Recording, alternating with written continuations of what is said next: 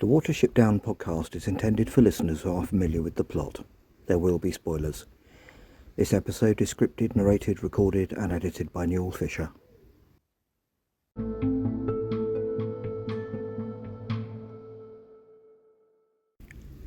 Hello, and welcome to the Watership Down Podcast episode 223, which is being recorded in my garden on a lovely spring day, in which we'll be going through chapter 14 of the graphic novel, A Mouse. This will be a bit of a short episode because of the Easter break, but there are a few quick items of burrow keeping before we get going. Because of the re-upload of some episodes to rss.com after Spotify deleted them, all the extras outside the main run of episodes will now only be featured on the YouTube channel, which I recommend checking out anyway, as there are short videos on there as well that you may find interesting. The link is in the notes, as is the link to the new RSS feed in case you need it. Also, as a bit of Easter fun, the petition to get Fiverr on the British Fiverr is still up and running. At the time of writing it has 67 signatures. It would be great to get that to 100. Next, as part of the ongoing effort to improve the image of rabbits for toughness generally, I have initiated a debate on all my social media platforms on whether General Woundwort would win a fight with Monty Python's dreaded Rabbit of Caerbannog, as featured in the classic film Monty Python and the Holy Grail. Please do join in with this important debate, and please be aware, on this clean podcast as far as language goes, that the scene featuring the Rabbit of Caerbannog does include some less than clean language and a decapitation, just in case you check it out as a result of hearing this. Like Woundwort, that is a rabbit that doesn't hold back. Anyway, all the above said, let's return to the graphic novel, where another rabbit is about to show how tough he is.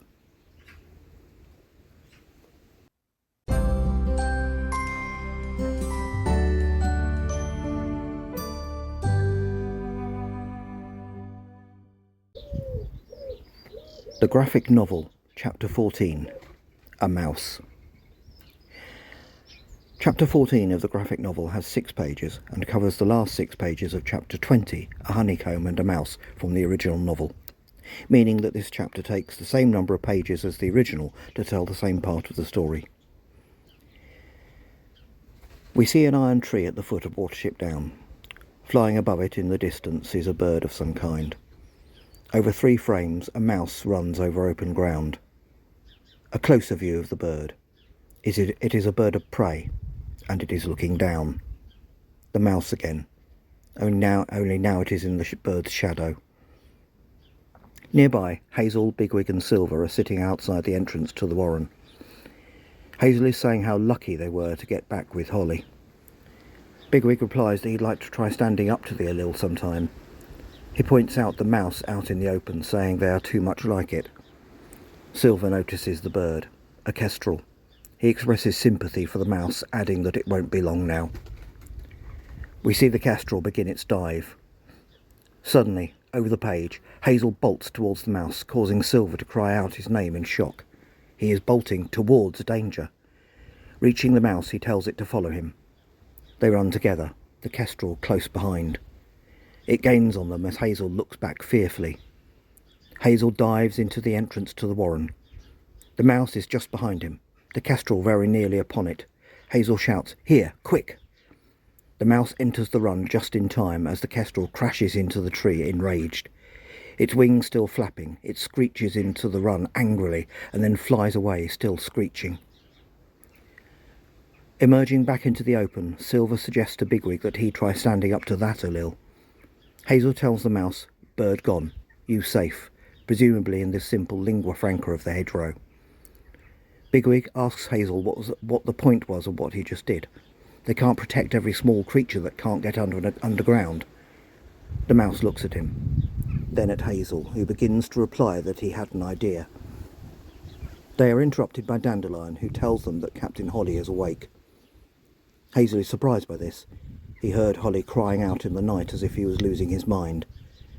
Bigwig and Hazel ask if he is able to talk and has any news from Sandalford. Dandelion replies that talking would probably be the best thing for Holly right now. Hazel suggests gathering underground in the large burrow with a ceiling of roots that looks like a great honeycomb. The forgotten mouse suddenly squeaks.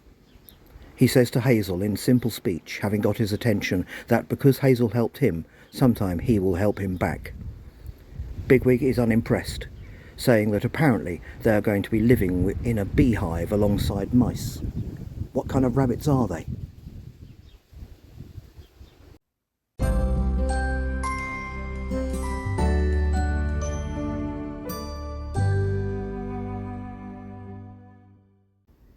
Comparison with the book.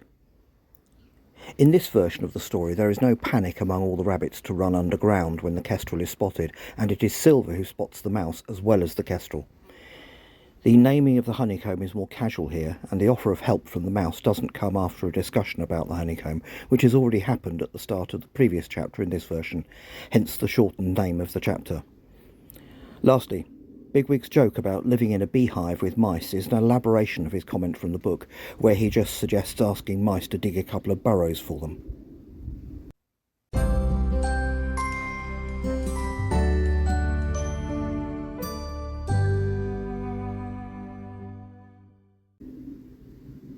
Next time, Holly and Bluebell tell of the horrific events that happened at Sandalford Warren.